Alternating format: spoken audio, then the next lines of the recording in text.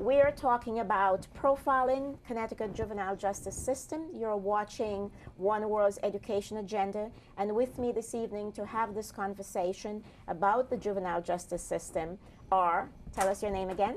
Abby Anderson, Executive Director of the Connecticut Juvenile Justice Alliance. Yes, go ahead. Kyisha Velazquez, the Program Manager for the New Haven and Hamden Juvenile Review Board at New Haven Family Alliance. And John Gill, Director of Juvenile Justice Services at the Children's Community Programs of Connecticut, Incorporated. Thank you. Now, John, I want you to tell us about the services that you provide. Our program works with the young people on the back end of the system. These are the young people that have already committed a crime, done their time, and now are returning back to the greater New Haven area. We try to help them with their educational status, trying to give them a very clear picture of where they are currently academically and where they need to go academically in order to graduate from one of the main high schools in New Haven. We provide substance abuse counseling, individual and group counseling, independent living skills. Where do you get your clients from? Our clients are directly from DCF parole. DCF parole. So these are children who have already gotten into trouble. Yes, ma'am. Already been in trouble, already done their time, and now are returning back to... they've served time? Yes, ma'am. In prison or in a juvenile detention Connecticut center? Juvenile Training School, which is located in Middletown, Connecticut. So this is a great, one of the things you said is you want to help people understand the system itself. When you talk about a kid going to detention, that is the same as an adult going to jail. Prison. Going to jail. It's pre-trial. So any kid in detention they've just been accused. They've never been found guilty of anything. So that's where a kid is who's awaiting trial, right? And then... And is detention a place where they're housed, or... Yes. So they're taken out of their parents' home. Correct. And put in this detention center. Exactly. And that whole side of things is run by the judicial branch here in Connecticut. Now, Connecticut How long are they there normally, about? A lot of kids are there just until the next court date. So I think it's somewhere around 25 to 30% of the kids kind of go in and are out like the next day. Oh, okay. Then the average length of stay is 2 weeks, because that's how long it takes until your next court date. So you get assessed. And one of the things I have to say is Connecticut has done a fantastic job. The number of kids that we put in detention has plummeted over the past decade. So we really have done a pretty good job. And what accounts for that? What accounts for the plummeting of... All the front-end work. Things like the Juvenile Review Board. Oh, the Juvenile Review Board, because she said she deferred 200 cases. Right. So those are 200 children that did not go into the juvenile justice system or in detention. Right, and not all of those kids would have gone to detention. Yes. But we've also changed some of the rules about who can go to detention. Right. So in the past, if you were truant and you didn't go to school, and you went in front of a judge and the judge said, I want you to go to school, and you still didn't go to school, you could go to detention for that. I see. You can't do that anymore. You can't put kids in jail for status offenses. And then we've just really looked at it and said, sometimes when kids go to detention, it makes them worse. Right? Because they're meeting some other kids there who might be pretty tough kids. Right? You've been taken away from your home, and so we have done everything we can. The court system, the folks that run the community programs have really recognized the fact that it wasn't good for public safety to be putting more kids in detention, and it wasn't serving the purpose, and it's more expensive. So these kids were, let's say a child who ended up in detention was in a fight in school. This is a child who didn't get to go before a juvenile review board.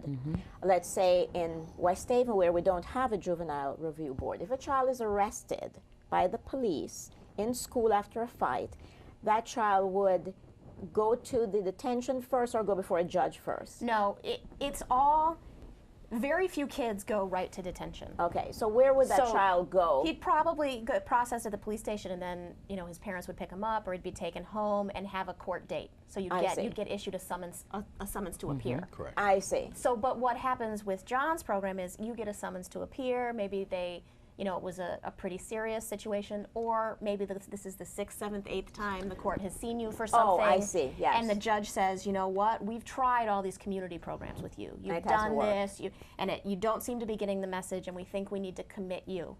And so being committed delinquent is equivalent to being found guilty on the adult side. In an adult court. So if a kid is committed delinquent, then they go over to the DCF side. So that's when you leave the court and go to DCF. And once you go to DCF, when you get released, you end up with you, John. Correct. So, okay, I want to just follow a pattern here.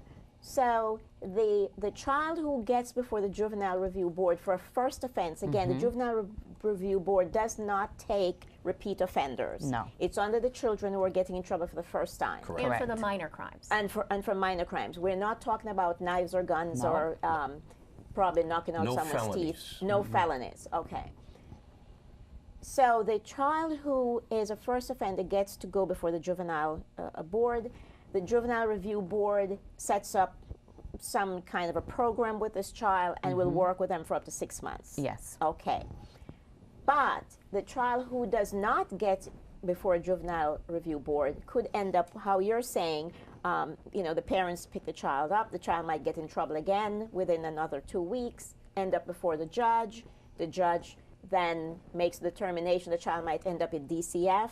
And Yeah, I mean, end it's up in very that. rare that the kid who would be eligible for the Juvenile Review Board is probably not the same kid who's going to end up in DCF for that same offense, simply because very few kids go to DCF for a fight, right? Or get committed delinquent for a fight for the first time.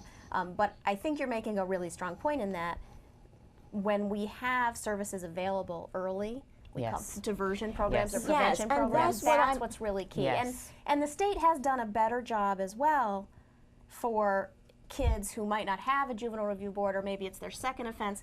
There are many more programs that they can go through in the community. So Yes. St. Francis has a good program. Clifford Beers. Clifford Beers has some good Okay, programs. so Clifford Bears in New Haven has a good program. How would parents find out about the different programs? Is it by calling 211? 211. 211. So 211 is literally your information hotline to get information about where to turn to get help for your child if your child seems to be heading in the path of trouble. Correct. Yes. Okay, so the child who did not go to the Juvenile Review Board, or the child who committed more than a minor offense and ended up with DCF, when that child is being released, what's the sentencing like for, Well, what's you're committed sentencing for like? 18 months. 18 months. Unless you're a serious juvenile offender, which is 24 months would be 2 years.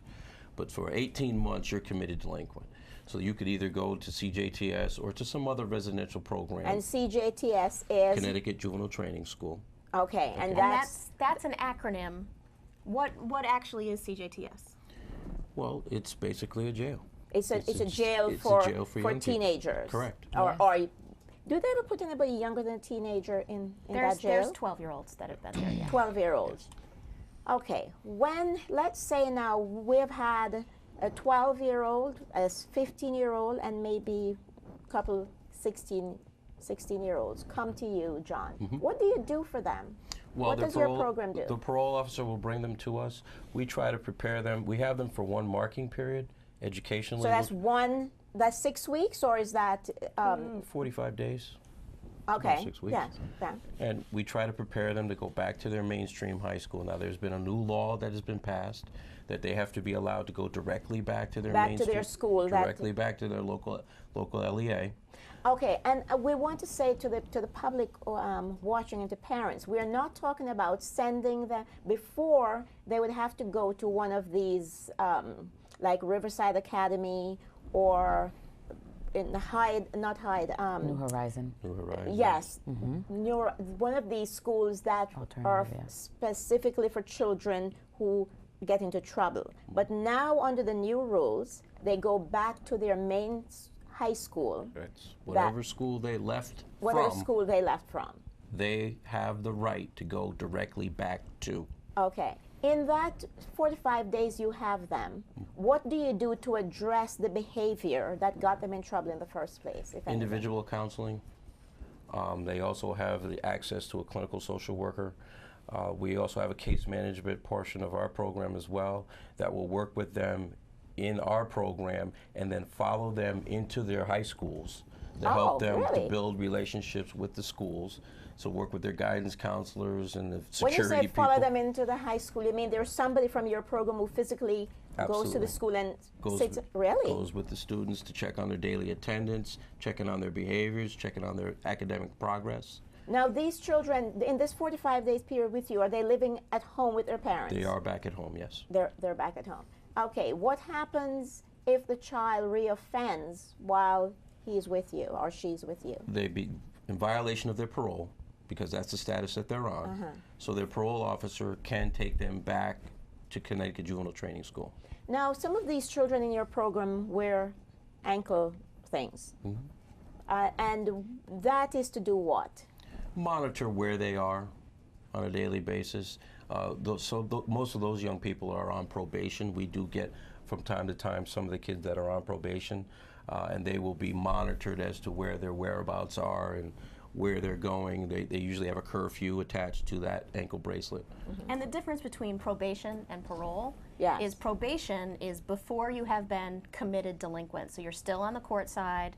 You're still in that phase where we're giving you a shot. We don't want to put you in jail. We're gonna, so we're putting you on probation to see if you can handle these rules. And if you don't go on, if you behave yourself, we'll go away. Parole is you screwed up on probation, we found you delinquent, you went to CJTS, Correct. and now you're back in the community to see how you can do. And that 45 days is a really important period, but it's important for your viewers to know that child has already spent 18 months in CJTS or in another residential program and setting, having services and programs and education. So the real important difference between the adult system, you go to adult prison and you're lucky if you're going to get some services, right? Because that's not the point. The point of the adult system is to punish people.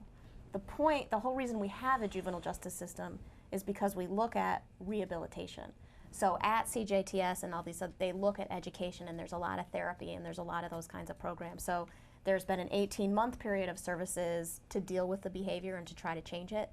And then John's program, I would say it's sort of that final tune-up before you're Correct. ready to go right back in. Right. Transition. Okay, how important is it, and anyone if you can answer this question, how important is it that the parents or guardian or some support system in the community be intact while the child is with you for that 45 days, but also during that 18 months that the child might be locked away someplace? Let me correct one thing. They're not only with us for 45 days. We have them for the remainder of their parole commitment.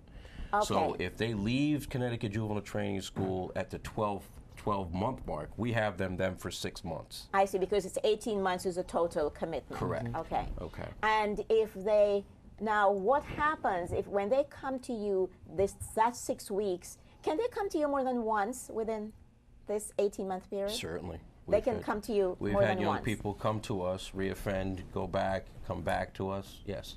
And as long as they don't commit a felony, they will remain in the juvenile justice system. I mean, while they're under 18, they'll remain in the juvenile justice system and not be transferred over to adult court. Kids stay in the juvenile justice system unless they commit the very most serious of offenses, so rape, murder, what are called the Class A and B felonies. But kids can commit felonies and be in the juvenile justice system, Oh, absolutely. so if it's they just break the an entry- most serious offenses that go to the adult system. Okay. How important is it that you have contact with the parents or guardian while the children is with you? It's are with extremely you? important, and that's one of the reasons why we are given the referral as soon as the young person enters the Connecticut Juvenile Training School. We start our work right then. We get the referral from parole. We start working with the families to try. You cannot take a young person off of the block, put them in a structured environment like the Connecticut Training School, and then put them right back on the block and expect everything to be okay. There needs to be some work done in the home, in the school, in the community for that young person and that family prior to them even coming back to New Haven. And then when they do come back to New Haven, reuniting all of those factors in the most positive manner possible.